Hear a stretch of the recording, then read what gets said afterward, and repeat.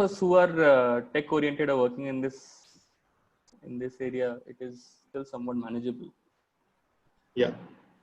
Sonal, I think we should start now. Sure. So I, Dr. Sonal Jain, on behalf of J.K. Lakshmipat University, welcome all the panelists, all attendees of this webinar, and all people who are viewing the session through Facebook as well. The title of the session, which we have scheduled today under Industry Luminary Lecture Series, is Usability in Interfaces 101 for Young Engineers. I take this opportunity to introduce speaker of the day, Mr. Amal Tiwari, who is UX designer with Indiehood, where he leads the platform's user experience, branding, and outreach activities. His previous stints include InMobi, Accenture, and an internship with Google Bangalore. He pursued MS in Computer Science from University of Illinois at Chicago, specializing in human-computer interface, followed by postgraduate studies at NID Bangalore.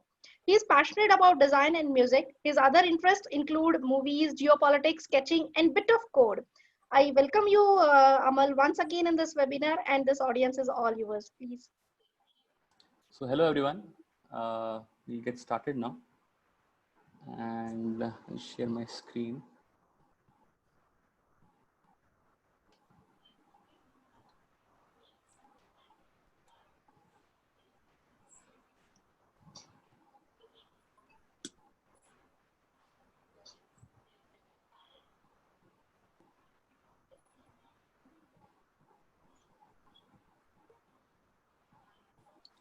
Can you all see the?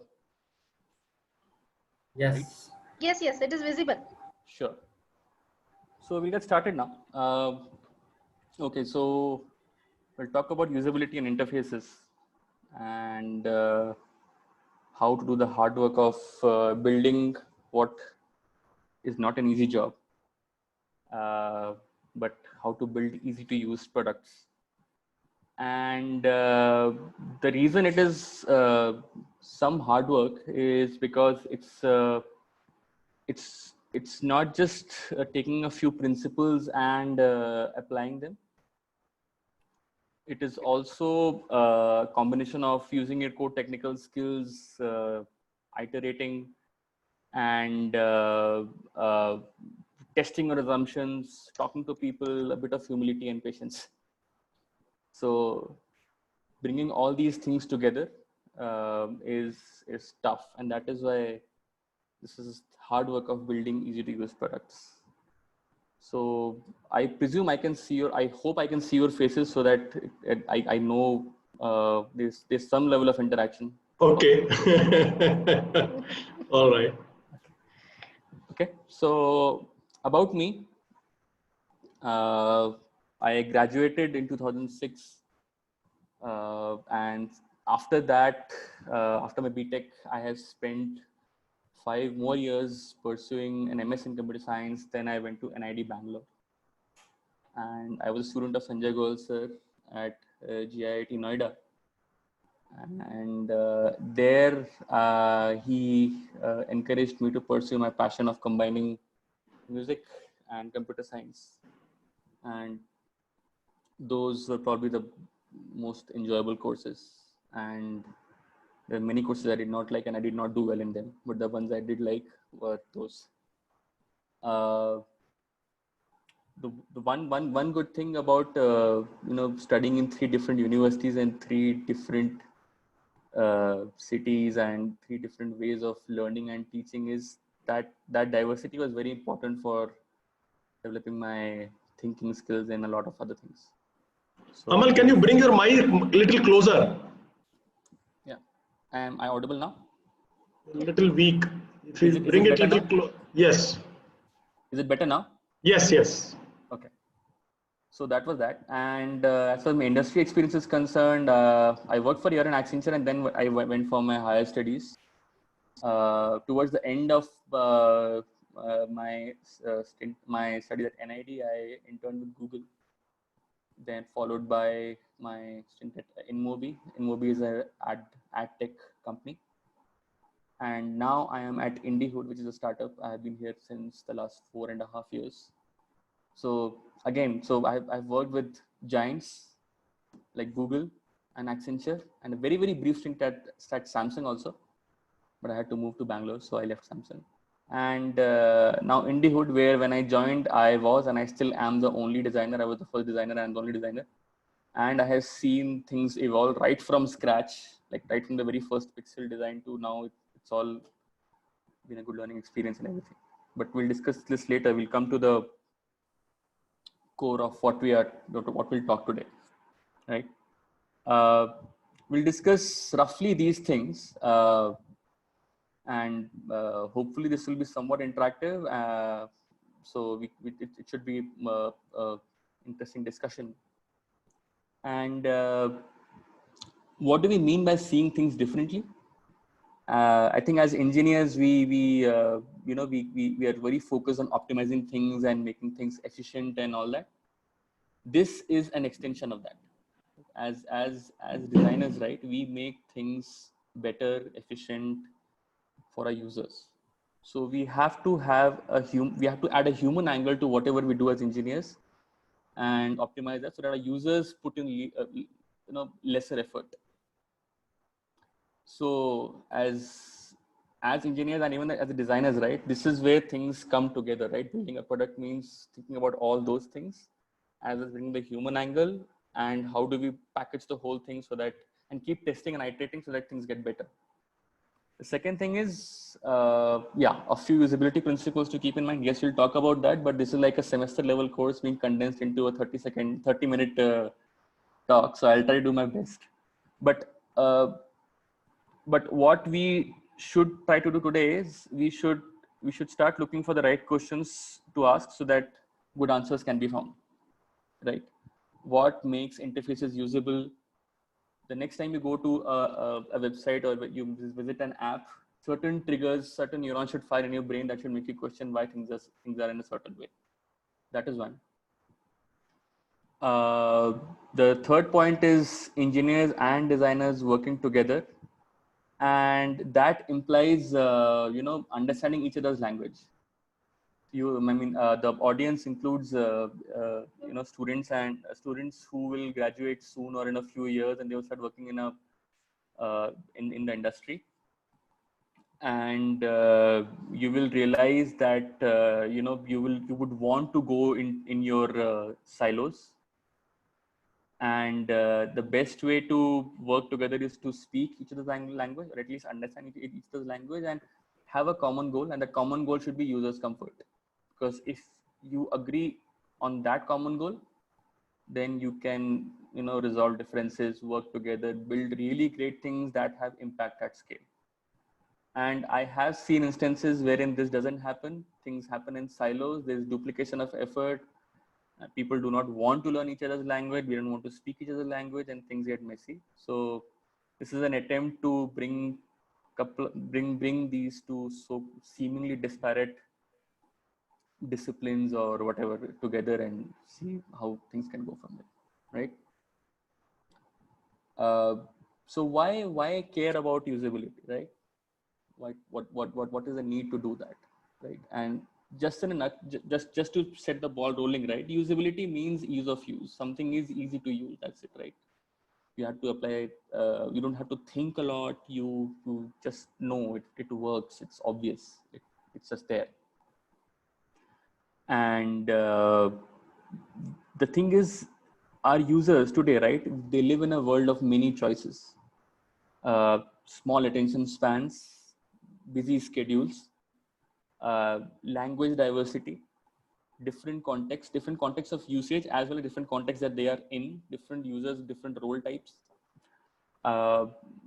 Tech is advancing, and there is business competition, right?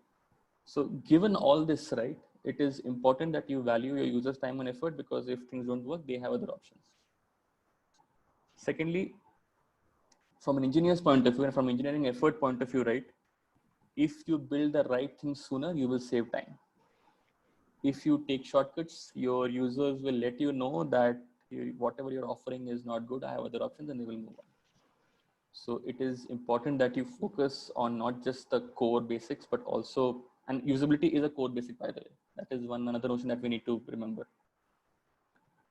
Third thing is the business angle, and that is important, right? You need new users, you need to retain old ones, and you can raise money from VCs if you're a startup, and you can get people to work on your product and whatnot. But what will make people stick with you and help you use your products and services and apps or whatever is the fact that it is usable and it is useful and there is a bit of delight there, right? That is important. And one mandatory disclaimer right now is that the most of this discussion is around tech enabled or tech driven apps and services and products. So we'll focus mostly around that, and that's a very huge area. So we'll go ahead. So before we get started, right, look at this. This is a dialog box which says delete photo, and we want to delete this photo, right? It's a warm-up exercise in case people are feeling sleepy. Okay. So this looks clean, right? Fine, but is it useful? Does it have enough context? Right? Now, look at the alternative. This has some context. We know what you're talking about, and it clearly specifies what you want to do. It clearly tells you what do you need to get away from this interruption in your usual experience, and if you really want to act on what has been shown to you, what to do.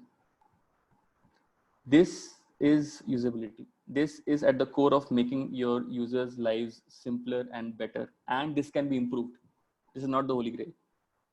This itself can be improved, right? But this is a better alternative, and this is what you should think about. This is a never-ending game.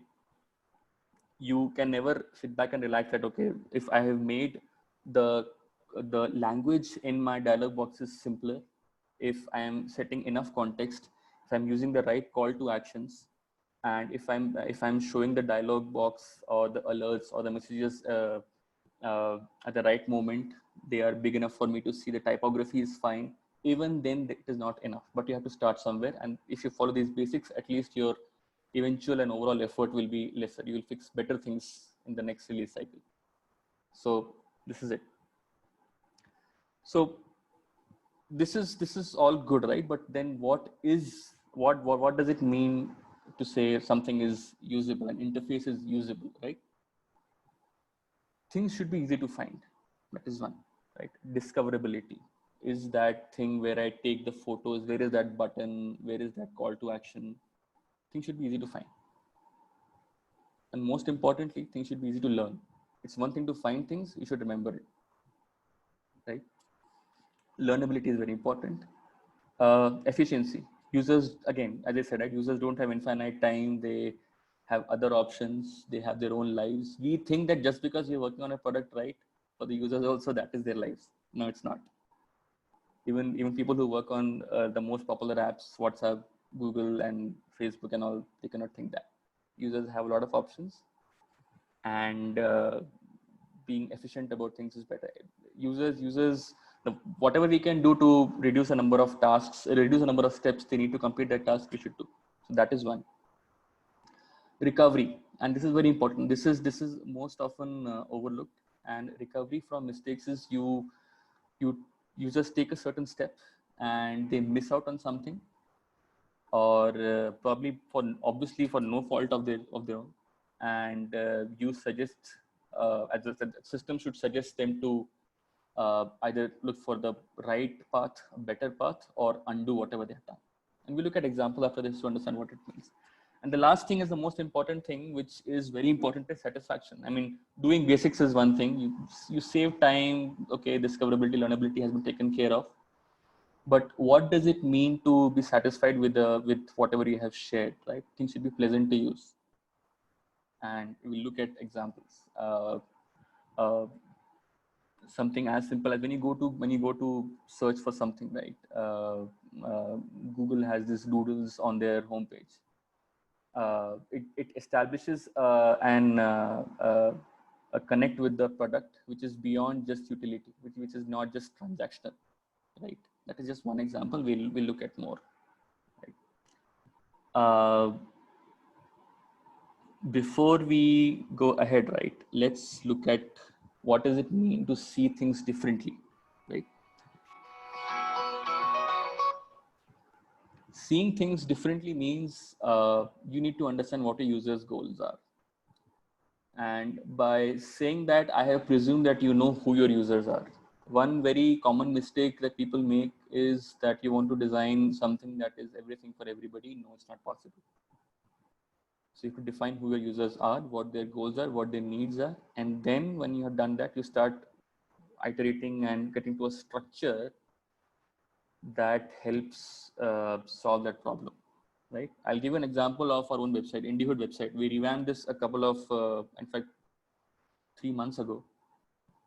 And for us, our users were people who want to use our platform to build use cases on top of that. And say people who want to join our company, and in the rare case, even media or other people, the general public who want to know more about what we do, right? But we had these goals. We cannot, this is based on our needs and what we thought our users, what we knew our users' goals were. We decided to do something like this, right? And if you notice carefully, if you look at the structure, right, the first we have a we if you look at the structure, what we have replicated at the top in the top navigation bar is also going down, right? We have the first, in fact, more than 50% of our homepage is about our vision and mission. Second thing is a glimpse of what our platform is doing and can do. And third is the communities that Indiehood has powered, right? So anybody who wants to know what we do, who we are, and wants to is interested about how we are doing or how is our work going to benefit, sees this. The next part is the team part, right? So after the Indiehood powered communities part, you see team. We give a glimpse of who we are, who our founder is, and then we move on to the team. And what I'm saying, you can see parallelly by going to indiehood.com and just visiting and browsing through the website and seeing what we are. But the structure here supports our goals. Our goal was is to cater to the needs of people who want to know more, who want to join us, and by doing this right, they get an idea. In our Teams page, once you go from here, in our Teams page, we're very transparent. We show who all are there, but this is working in tandem. And so this is what it means, seeing things differently. Identify who are you building things for. Talk to them. No, don't presume and don't imagine. Best is to talk to them. Second is to know their goals, what they want to do, and get to know more about them, what their motivations are, how do they live their lives, and how your fancy tech solution will actually help them. And once you have done that, the structure of your solution will start falling in place immediately, right? Let's see. Let's go ahead and see all this thing that I have seen. How do they apply, right? We discussed those usability principles, easy to find, easy to learn, and all of this, right? Here it is. An example of easy to find. ClearTrip allows you to book flights, hotels, and whatnot, right? And they have a very interesting grouping and hierarchy. If you go to, say, an IRCTC or a Make My Trip, and again, you can see these things in parallel, go to the web browser and just look at the structure that IRCTC and Make My Trip have, and then look at the structure that ClearTrip has. Most of them have a very horizontal structure. They have a global navigation bar at the top, followed by their offerings, what all things they let you do. The corresponding selected option, say flights or whatever, is chosen, and then you can do things, right?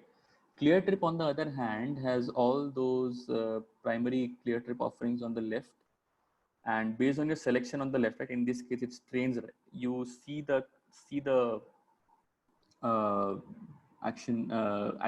actionable stuff on the right. The auxiliary actions for trains, right? You book a new ticket or you want to check your PNR status, right? It is all upfront. On your right, you have all auxiliary actions where you can check your PNR status and all those things, right? And what they've done is they have done a very good job of grouping things so that based on whatever you select on the left, the corresponding actionable stuff is shown in the center, and the auxiliary actions are shown on the right.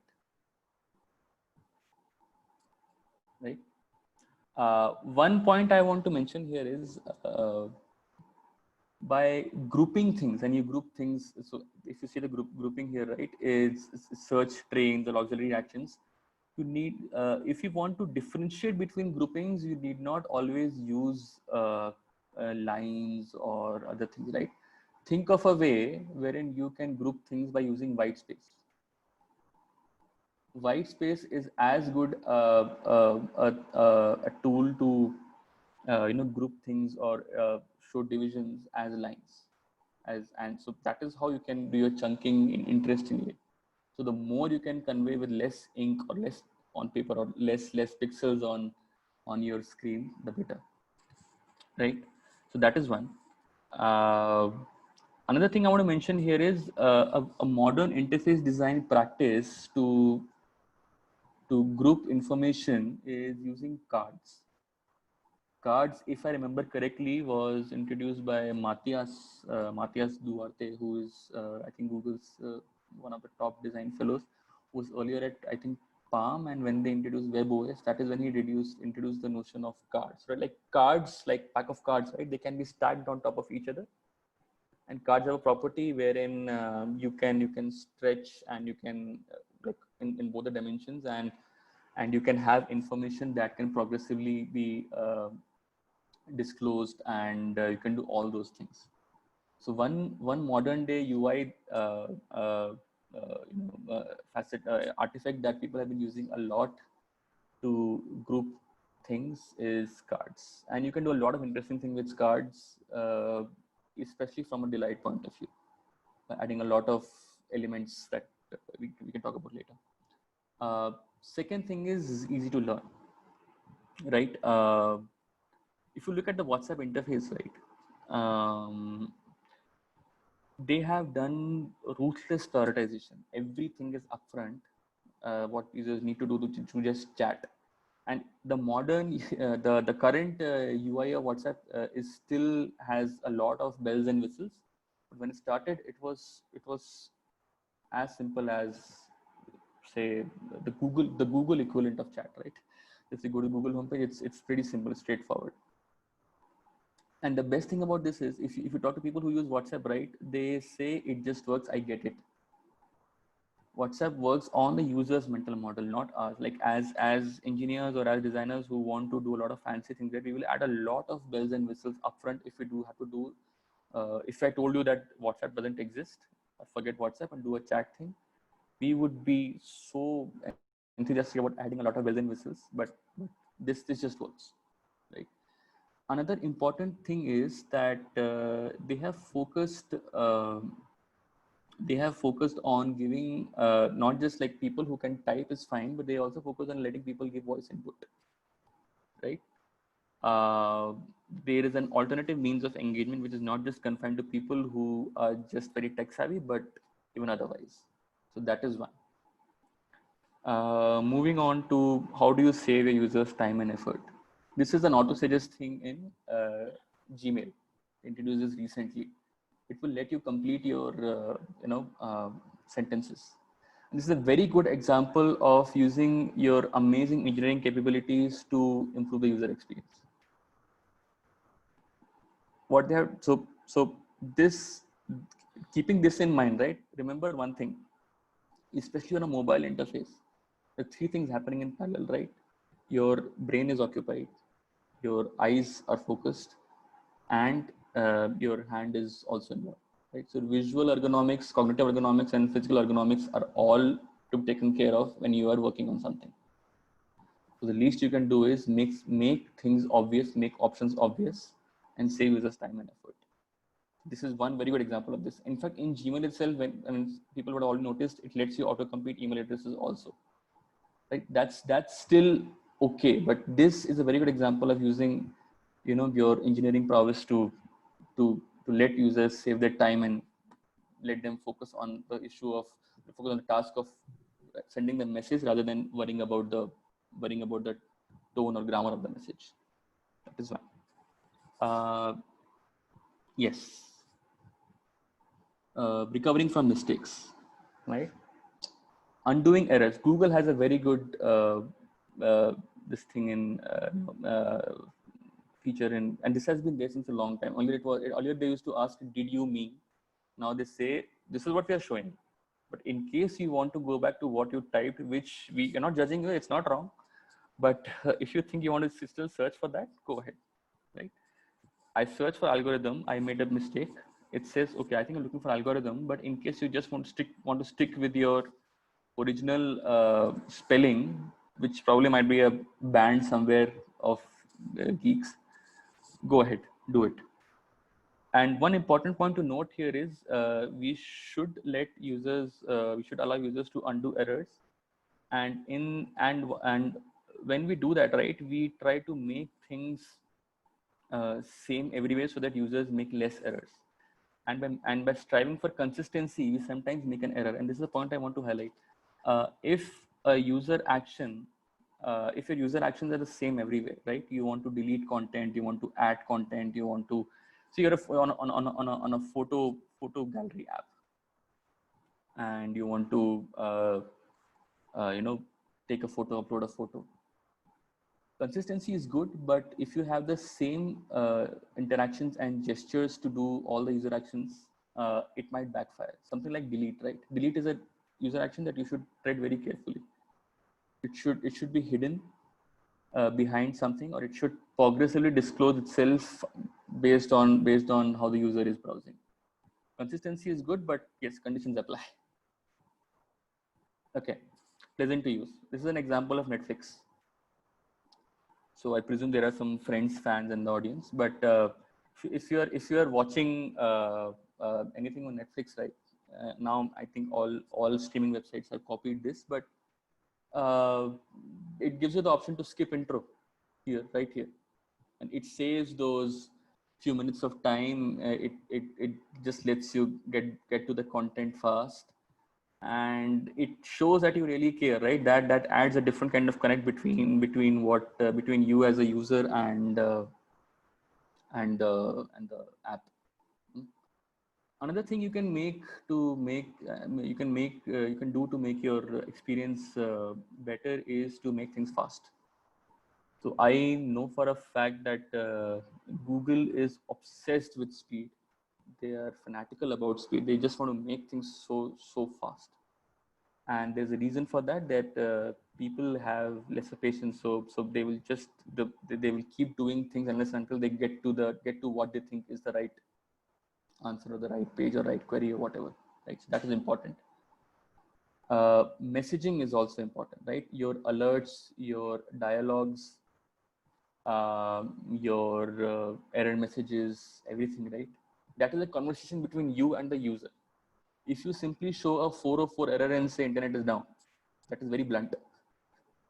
But I don't know if you have tried the 404 thing that kicks in Chrome. If the internet connection is not working, it lets you play a game where there's a dinosaur running, and you have to avoid the obstacles, and you have to keep running, and it just keeps going on and on. So that is one. Trust is established not by having just clean stuff or which is well designed, but it's also about a lot of product decisions. And I'll give an example. If you go to Facebook and try to deactivate your account, right, it is a lot of work. It is at least, if I remember correctly, it's at least 5 to 6 clicks. For something like Facebook that is so particular, that just wants you to like post things just like that, to deactivate your account taking that long is a dark pattern.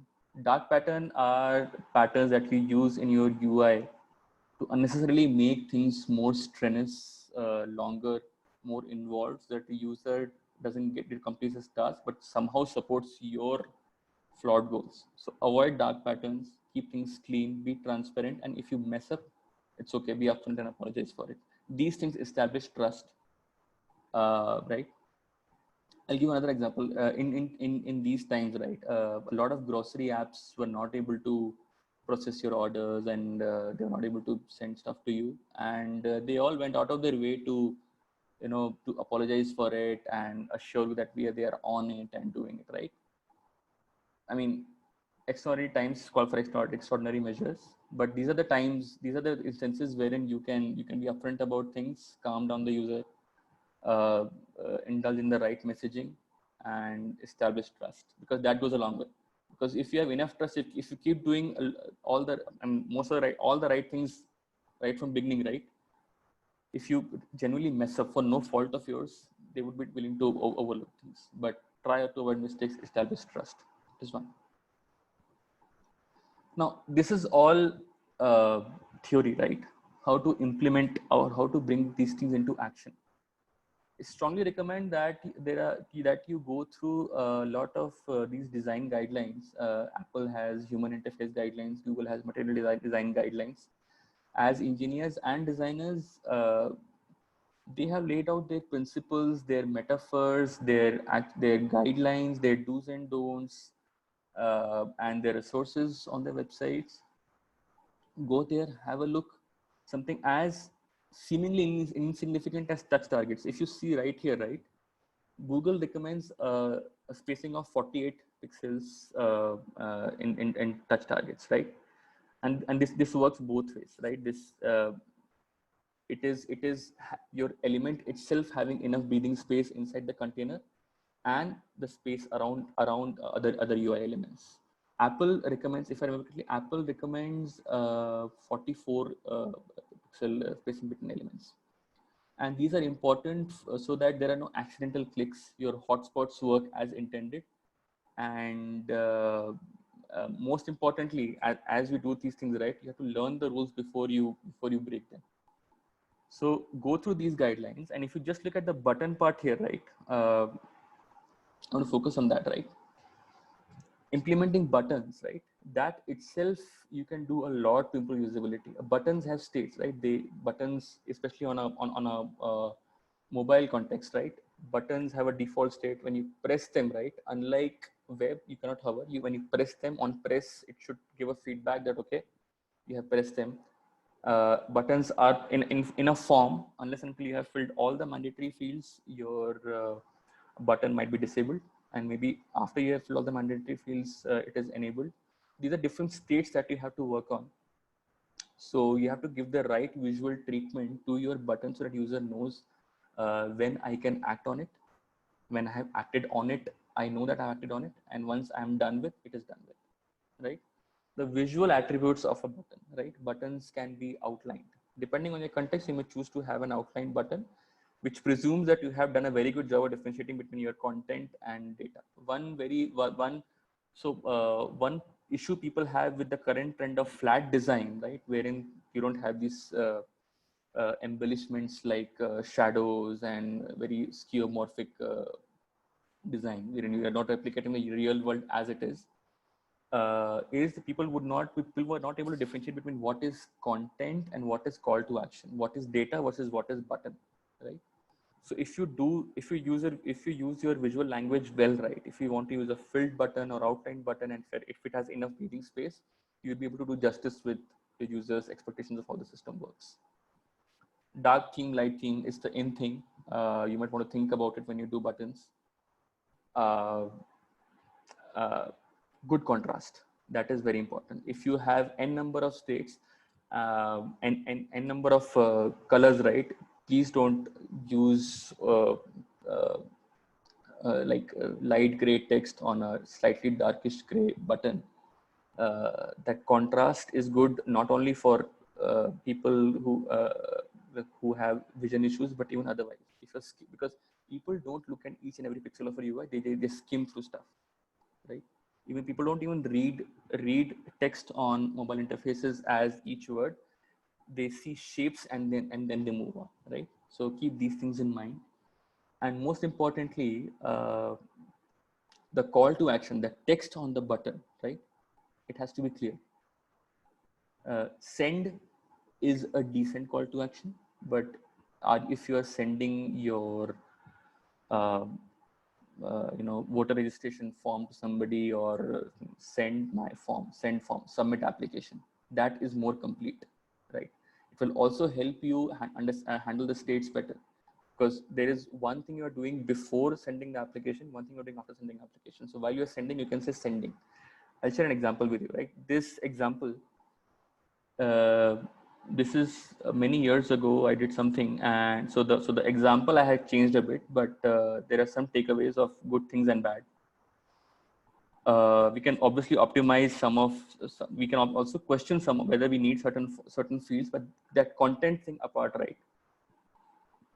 If you look at the example here, right, there are two states of the button. One is you have to submit this for review, and other is when you have submitted the review, the call to action changes to submitting, right? In this flow, you are suggesting a book to somebody. Say there's a book sharing app and you're suggesting a book to somebody. You fill all the details, you go through the motions, you're done with everything. The button and the state of all the UI elements should tell you what you're done. If you look at the very first image, right, nothing is filled. Ideally, that call to action there should not let you submit it. That is an error. It should tell you that once you're done with submitting all the mandatory things, then you're done. Second thing is you can optimize when people are looking for authors. If you look at it, right, there is this top authors and then there are all authors, right? If you give enough thought and if you optimize for the majority of the cases, you are saving a lot of, I mean, if your app is really huge, you're saving a lot of man hours, helping people save time and effort.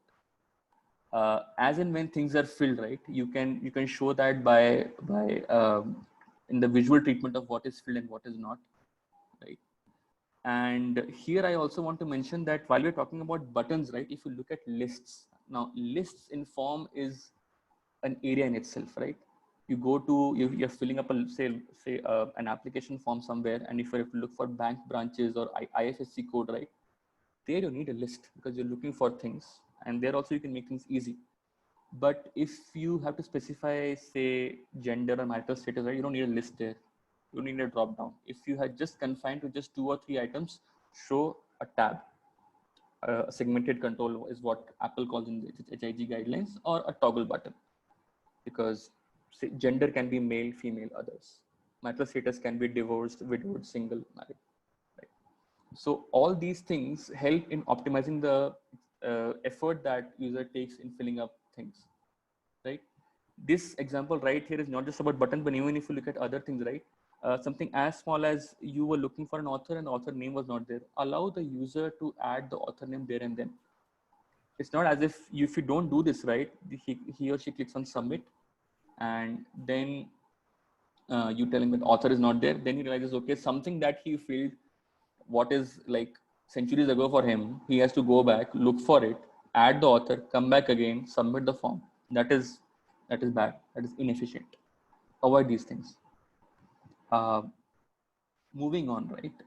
Long-term usability wins, and this is important for young engineers who are going to join, who are going to work soon, as well as designers. Is there is this whole notion of a design system. A design system is a combination of all your voice and tone, typography, spacing, micro interaction, colors, and all those things. I do not want to use the word template or library, but it is much more than that, so that you all are referring to the same thing. It makes collaboration easier.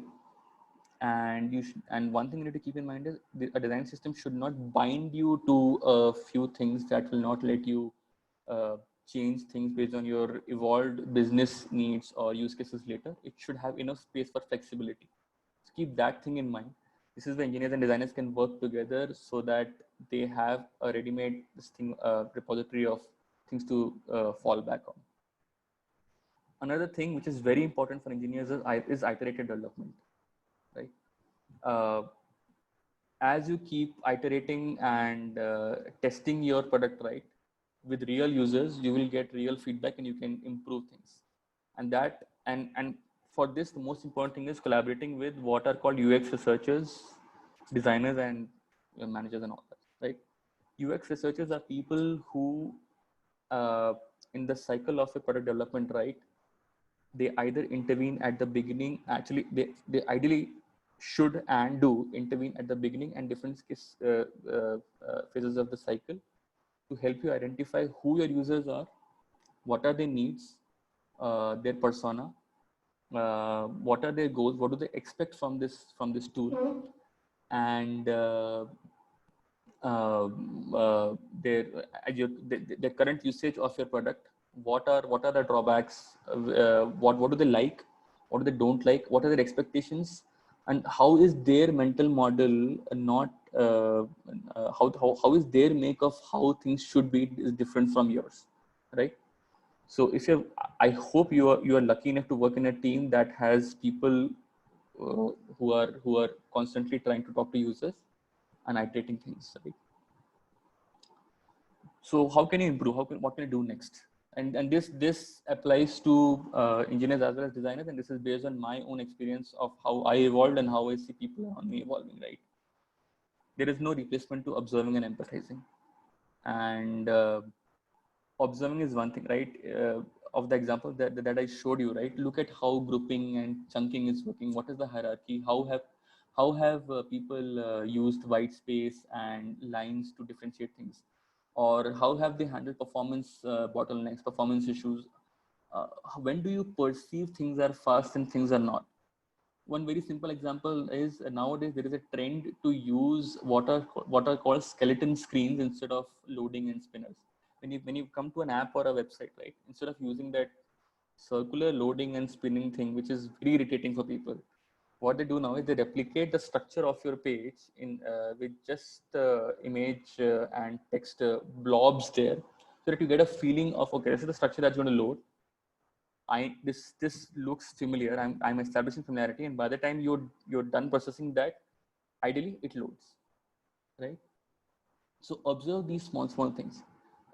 In the journey of a user goes from starting a new or onboarding to a new product to being a regular user, right? So think how sign up. You can do this, right? Sign up to a new app or service. Say sign up to a Pinterest. Pinterest does new user onboarding nicely, by the way. If you go to Pinterest, it will show you it will ask you for a handle or a username, I think. And if I remember correctly, it will also ask you for your interests. Say you're interested in Marvel Cinematic Universe, or say photography, wildlife photography, all that, right? And once it does that, it does this as an overlay on top of the main interface of right. So while it is establishing enough familiarity with the main interface, it is also establishing a connection with you as a new user. So observe these things, and there are many dimensions to look at things. You can look at just the UI components. You can look at just at the performance stuff. You can just look at intermediate states, empty states, a lot of data, no data state and all that. And that will help you ask the right questions. And there is no substitute to making things, testing and iterating. We all work on the basis of assumptions. Even the best of teams who claim to do a lot of user research and testing, right, make a lot of assumptions, and assumptions are assumptions, right? They fail. They are not right. So the more you test things, iterate, the better, right? Moving on, I recommend these books to anybody who is starting out and who wants to know more about how design in general works, and design in the context of digital products. And the good thing about these books is these are classics, right? So they are still relevant. At least the portions of these books are still relevant as you move from a world from web to mobile to, say, a voice, and eventually maybe AR, VR, or whatever, right? The first book, The Design of Everyday Things, is the book that made me choose and go deeper into design. So I strongly recommend that book. Don Norman visited our office, I think last year, and it was a very good interaction with him. So I strongly recommend this book. Bill Buxton happens to be a designer and researcher at Microsoft, and Bill Mogridge in the center is from IDEO, and IDEO is one of the world's best design consultancy or design agencies. So strongly recommend these books. And one takeaway towards the end for everyone is, remember that for the user, the interface is the product. So all your effort, all the things that you do in optimizing algorithms, doing everything that you can to make your backend work efficiently and better, all your efforts in engineering, all your efforts in your design, even designers, right? Designers like to talk a lot about design process, but eventually it is about what the user sees. Remember this, it is this that matters. The interface is the product. So optimize for that and focus on that. And that's it.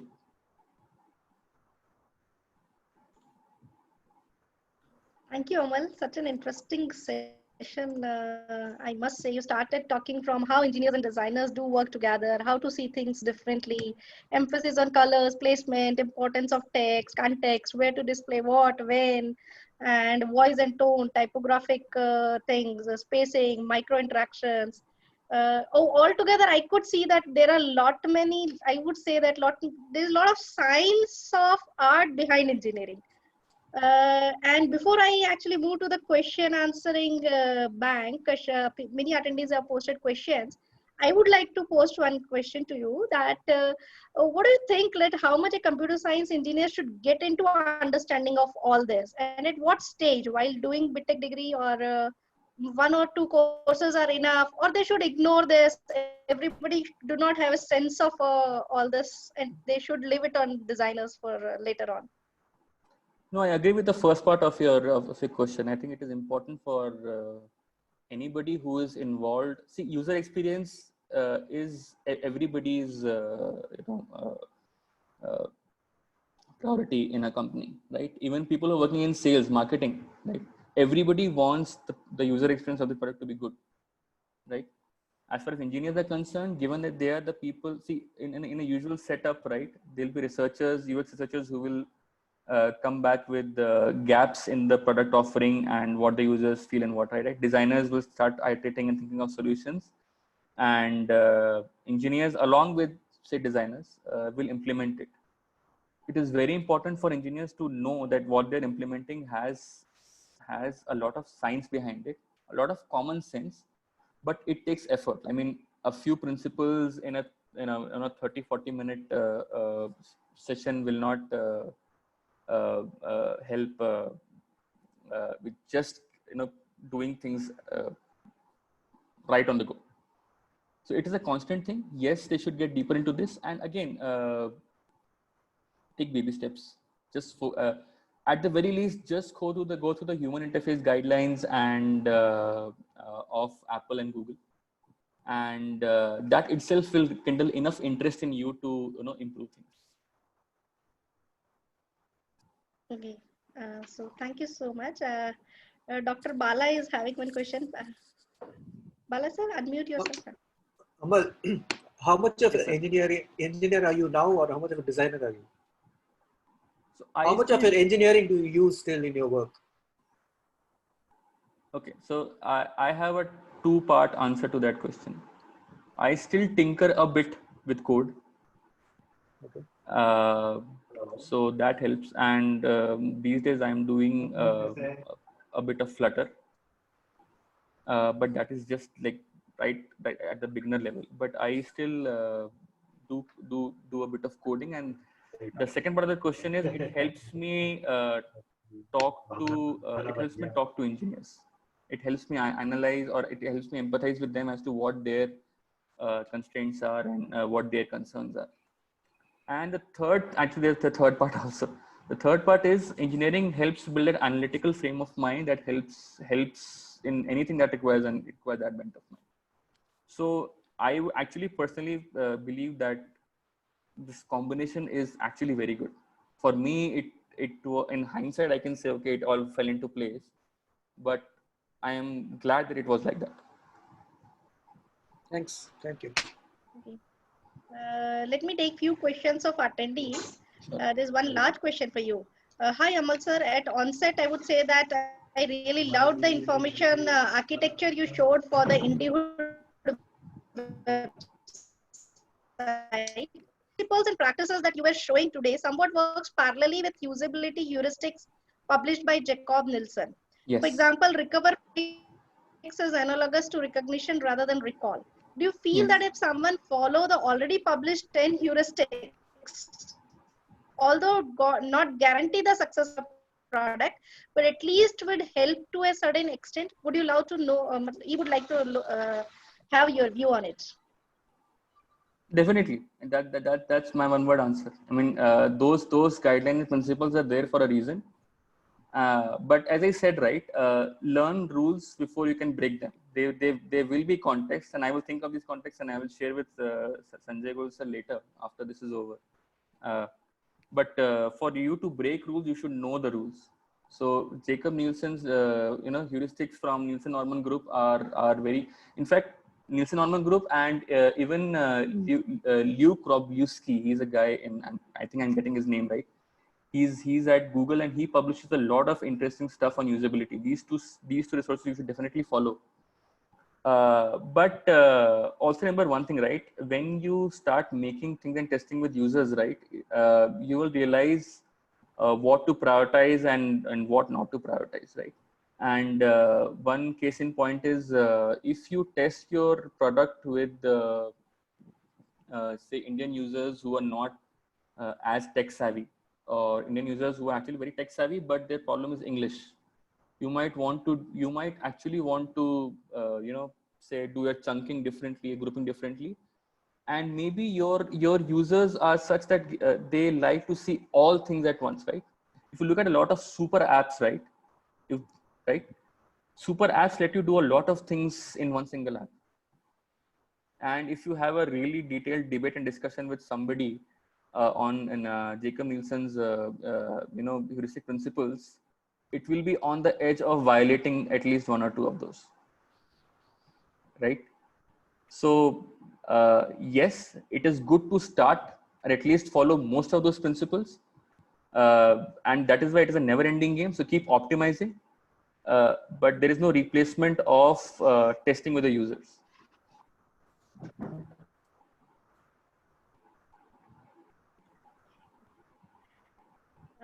There's one more question from Dean Research at JK Lakshmipat University, Dr. Jyoti Prakash Naidu. He wants to ask that, can you give an example of how graduate studies in core engineering have helped you in subsequent studies and career in design, which is a rare case, and he considers your case as a curious case.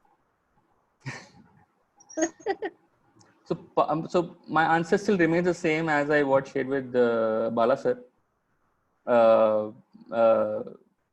See, the analytical capabilities that you develop and your propensity or your inclination to tinker a bit with things is definitely there. In fact, this diversity is very good, right? I would encourage anybody. So one thing I did was during my MS, I also took courses outside CS.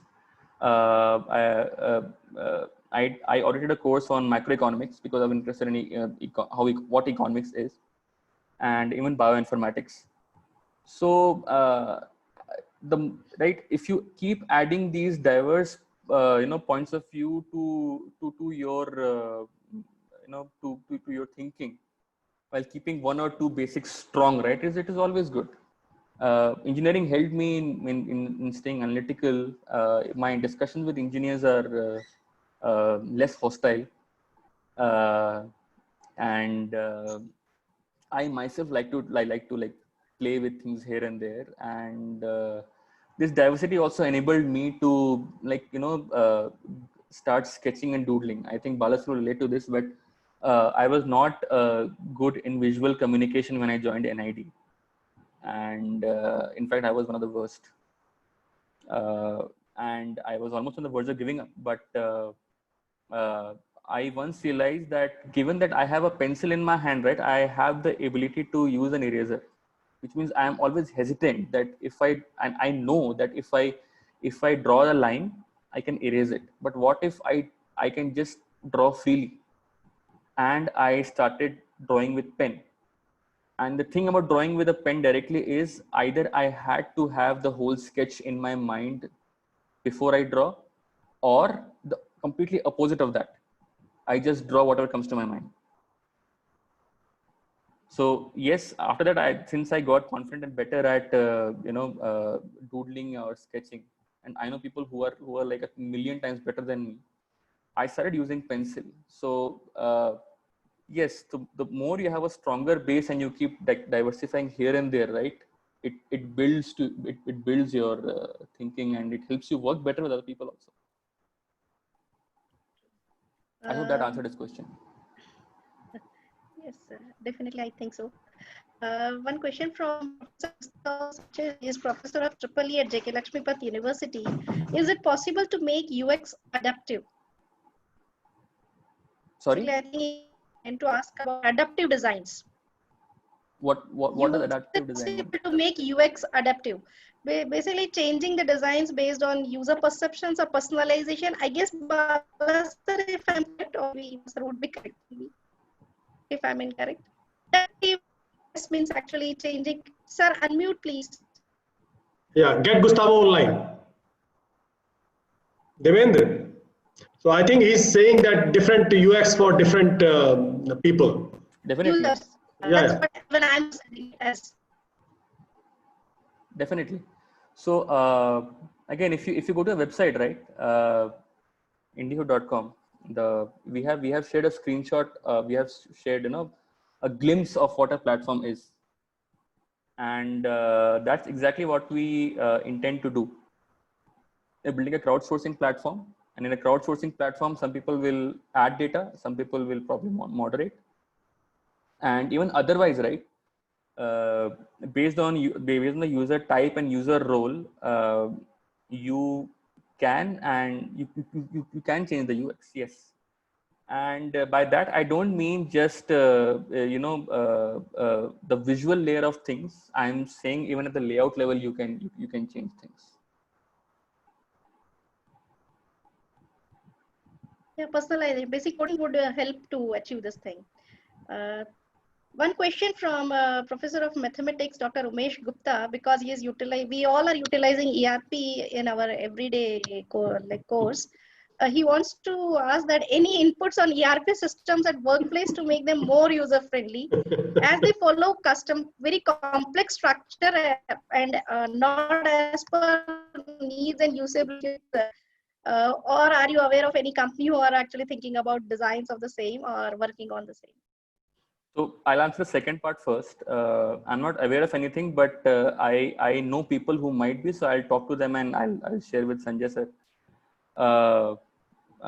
The first part of the question was, can we have better or more usable or better designed ERPs? Is that right? Because they design most of them, they design generalized softwares and they like cater to multiple users. So same kind of interface each one of are getting, and we are not actually very much happy with the interface which they are giving to us. When it comes to usage, they are more cumbersome. It increases our work than reducing our work. So that is music to my ears. I would say definitely. I think even something so seemingly perfect as even Google, WhatsApp, YouTube can be optimized. So ERP definitely can be made better, right? And again, the problem with that is people have this notion that enterprise grade software, software need not be that usable or well designed. Well, Slack, I think, is a good example wherein they have made things. But I think even Dropbox for enterprise is a good example of two products which are focused on enterprise and they are good. So definitely, and the thing to, and this is where I think it ties with the previous question that I think Gustavo sir asked. You have ERP by definition, right, will have different kinds of users. You have to have different ways of presenting information and optimizing it. I mean, it's a problem that should be solved yesterday. So, over to Sanjay sir. Okay. Thank you, Amal. Very interesting conversation. And I think some of the principles that you discussed are not just limited to design; they are limited to doing anything. Don't presume. Talk to them. And this is a principle that everybody should follow. Whether we make assumptions in whether I'm teaching somebody, so I will make presumptions about the student. I'm managing some people, I'll make presumptions about somebody. So don't presume, talk to the people whose life you are going to impact. That's a basic principle, and it's not just a design principle, it's a life principle, I would say.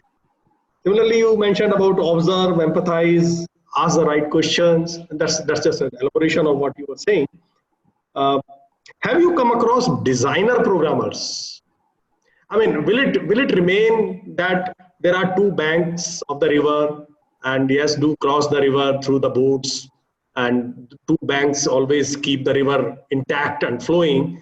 But are there places where these banks mix, and you know people who are designer programmers or programmer designers? I think the industry term for that is unicorn. Okay, okay. So I think so. I actually myself want to do that more frequently, but it's just that given the given your own given what you like and dislike, and given your own pace of things and all that, right? You tend to, it will never be 50-50, and you can never pace up and pace down. Like I tinker more with CSS because CSS, like tweaking CSS still doesn't require that much of effort on my part, because I still remember things. But picking up a new language takes time now. So 50-50 perfect unicorn, I don't know. But I think it is important for designers to know a bit of code. And it is important for engineers to know a bit of design.